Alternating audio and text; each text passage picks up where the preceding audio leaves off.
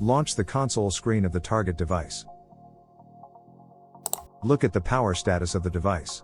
When it is on, type anything in the console.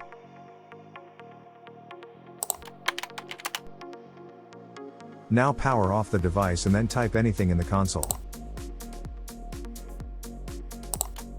Now turn on the power of the device and see booting it. It will start booting the device automatically.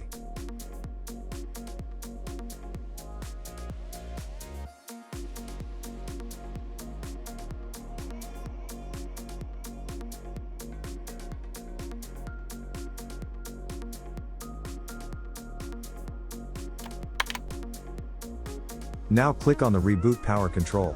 It will shut down and then start booting the device again.